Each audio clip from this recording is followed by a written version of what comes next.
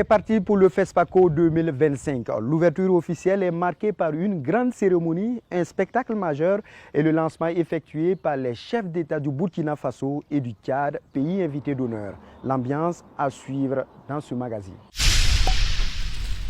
C'est ici au Palais des Sports de Ouaga 2000 que la 29e édition du FESPACO a pris son envol. Le clap d'ouverture est donné au cours d'une cérémonie riche en couleurs et en sons.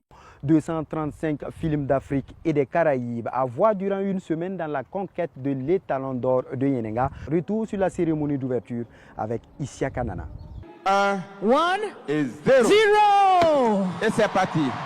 Un clap d'ouverture donné par le président du Faso, le capitaine Ibrahim Traoré, et son homologue de la République du Tchad, le maréchal Mahamad Idriss Déby Itno, dans un palais des sports de Ouaga 2000 comble. La 29e édition du Festival panafricain du cinéma et de la télévision de Ouagadougou FESPACO prend ainsi ses marques dans la capitale du cinéma africain. Une biennale qui entend faire du cinéma africain un atout pour la défense de la souveraineté culturelle. Le cinéma est en effet un miroir de la société, un vecteur puissant d'appropriation de notre culture, de nos valeurs, de nos rêves et de nos luttes. Il nous permet de raconter nos histoires, de partager nos réalités, de mettre en lumière nos traditions pour mieux faire face aux grands défis de notre temps.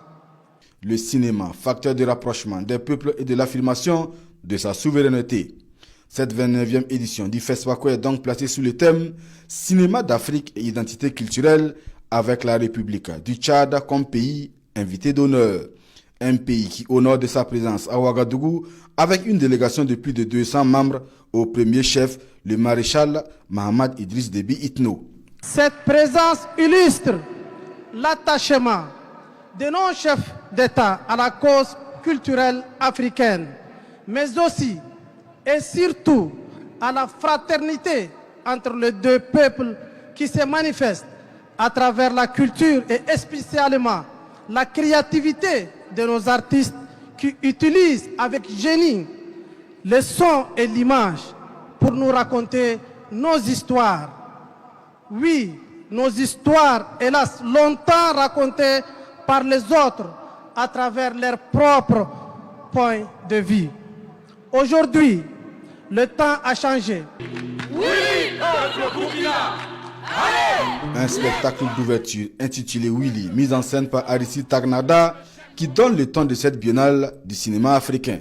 Une semaine de rencontres et de partage d'expériences entre acteurs du cinéma et des milliers de festivaliers dans la capitale burkinabé. Et c'est dans une ambiance riche en son et en lumière que la succession du Tunisien Youssef Chebbi, étalon d'or de Yenenga 2023, est ainsi lancée. 235 films de 48 pays d'Afrique et des Caraïbes à l'assaut du Graal au soir du 1er mars prochain. L'Afrique se relève.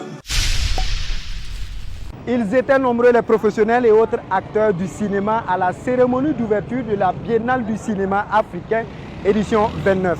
Sur la tenue du FESPACO 2025, quelques réactions dans ce reportage de Konsul Koulibaly et Moumouni Wanga. Samedi 22 février 2025, un grand jour pour le cinéma africain. En ces lieux s'ouvre la 29e édition du Festival panafricain du cinéma et de la télévision de Ouagadougou. Plusieurs milliers d'hommes et de femmes d'Afrique et d'ailleurs prennent d'assaut le palais des sports. Une mobilisation grandissime pour célébrer le cinéma d'Afrique. Le FESPACO regroupe toutes les nations africaines d'abord et internationales. Donc ce qui fait que c'est une richesse africaine qui valorise la culture africaine en réalité. J'espère que de tout cas ça se passera bien et que l'on verra de très beaux films afin que l'on puisse rehausser le FESPACO et que toutes les langues qui disaient que ça allait nous échapper, ça ne nous échappera pas. L'édition enregistre dès l'ouverture la présence effective de deux chefs d'État, le capitaine Ibrahim Traoré du Burkina Faso et le maréchal Mahamad Idriss Déby Itno du Tchad. Une première pour la biennale qui galvanise plus d'un acteur du cinéma. D'habitude, c'est vrai qu'on le voit à la clôture, mais l'ouverture aussi reste quelque chose de très important. Et moi, je suis très honorée et je suis très contente parce que de plus en plus, les gouvernements comprennent que la culture est le miroir de notre société. Voilà que le peuple burkinabé et tchadien se rapprochent par la culture, par des liens aussi encore profonde qui beaucoup aujourd'hui du Burkina disent que leurs grands-parents viennent du lac Tchad. Donc nous sommes chez nous et chez nos frères burkinabés. Le cinéma, ça apaise, ça cultive. Et ça éduque aussi. Il faut qu'on fasse des films à nous, des films qui nous ressemblent. Je ne dis pas spécialement un film qui ressemble forcément à une histoire sénégalaise ou à une histoire burkinabé ou à une histoire mondiale. Des histoires qui nous parlent à nous et qui parlent aussi aux autres. Notre identité est notre ADN, c'est notre essence. Et le cinéma doit nous permettre de nous approprier de notre identité, de notre être, de ce qui est plus cher pour nous, les Africains. Et je crois que ce thème est le bienvenu. L'identité de l'Afrique, c'est très important parce que l'Afrique, c'est un continent avec beaucoup de gens, plein d'émotions. Je pense qu'on peut apprendre beaucoup de choses des gens.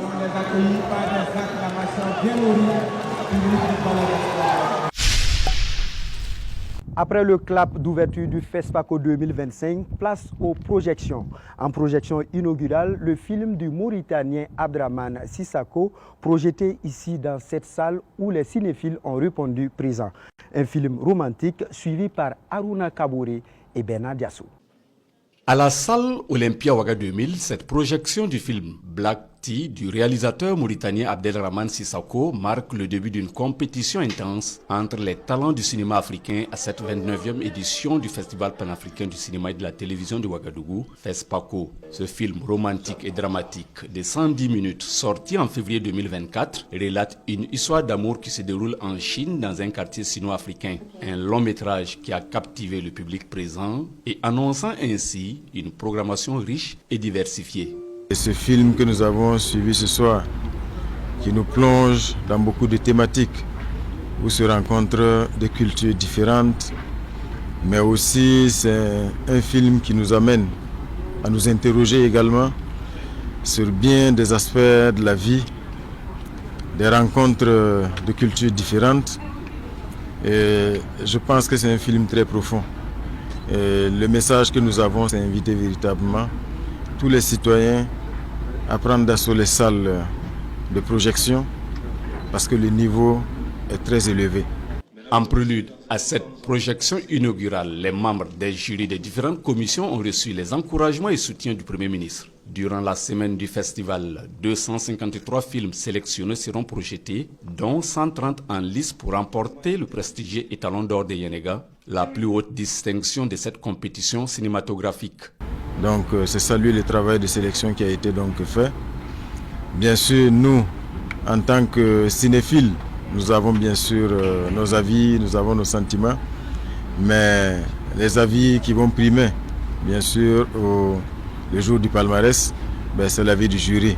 Donc tout ce que nous pouvons dire, c'est que le meilleur gagne. Les attentes sont grandes pour cette édition du FESPACO qui s'annonce riche en émotions et découvertes cinématographiques. En rappel, le réalisateur mauritanien du film Black Tea, Abdelrahman Sissako, a été lauréat de l'étalon d'or de Yenenga en 2003 avec son film Erema Kono.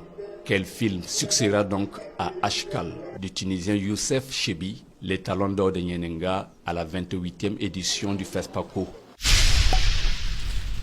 Le Festival panafricain du cinéma et de la télévision de Ouagadougou, FESPACO, a encore sacrifié à la tradition en organisant ce matin la cérémonie de libation en hommage aux pionniers du FESPACO et aux cinéastes disparus entre la dernière et la présente édition du FESPACO.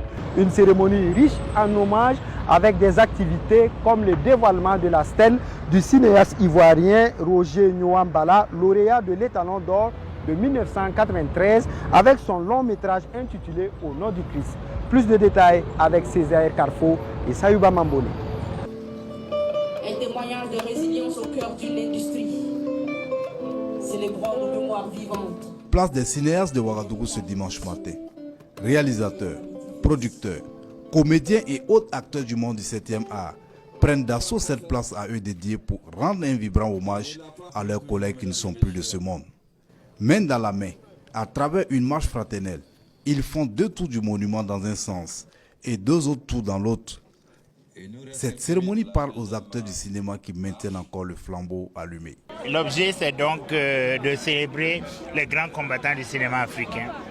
D'abord, ceux qui viennent de décéder il y a entre les 2 FESPACO, aussi ceux qui sont décédés depuis le début du combat du cinéma africain, afin que nous puissions perpétuer leur combat, leur lutte et construire vraiment une Afrique belle, forte et debout à travers la caméra, à travers ce moyen fantastique qu'est le cinéma. À cette 29e édition, Roger Nyuambala, réalisateur ivoirien, trône désormais sur l'avenue Monseigneur Thévenot à travers cette salle dévoilée ici par le ministre en charge de la culture.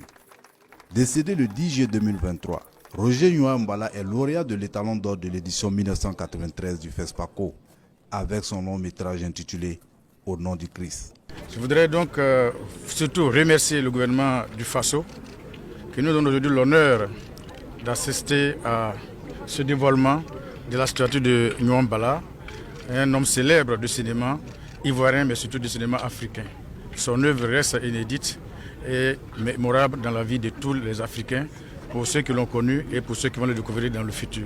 C'est vraiment une personnalité très célèbre qui a apporté beaucoup au cinéma africain.